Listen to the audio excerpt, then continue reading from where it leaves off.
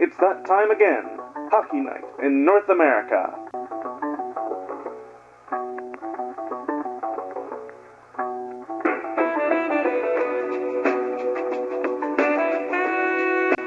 This week, after a devastating 4-0 loss against the Vancouver Knights in the previous, Detroit fans were desperate for vindication as the Mustangs were to be pitted against the Toronto Dragons.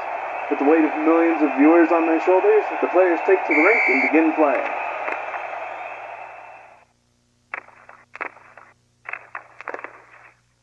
Mirroring the Knights' performance from just the week before, Detroit scores a goal within the first 30 seconds, though unlike last week's game, this would be the only goal of the first period, despite consistent attempts from both sides to score. After a relatively dry first period with only 8 total shots on goal, we pick up in the second period. All of a sudden, Toronto scores their first goal, tying up the game exactly 20 seconds into the second period. After the resumption of play, Toronto almost repeats this, but is blocked. Toronto tries and tries again, and yet the Mustangs hold firm as both teams go scoreless in the second period. Resuming in the third period now, tensions run high between the two teams, and after 30 seconds of play, this comes to a head. Detroit's Jerome Francis, who seems to be gaining a reputation for fighting after the incident last week, gets into a tumble with Toronto's Chris Martin, and Francis wins the fight. The incident leads to a penalty for both teams. The period resumes on Detroit's side of the rink. However, Toronto squanders their opportunity at a quick goal.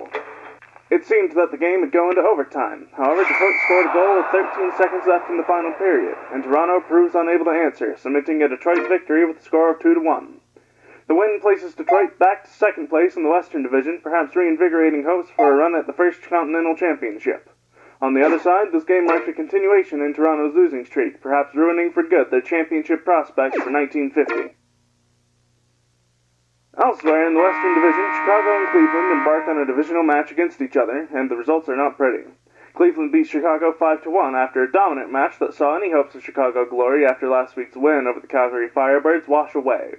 This win keeps Cleveland at the top of the Western Division standings and Chicago at the bottom. Fans now want to see a match between Cleveland and Detroit, although it remains unclear when such a game will take place.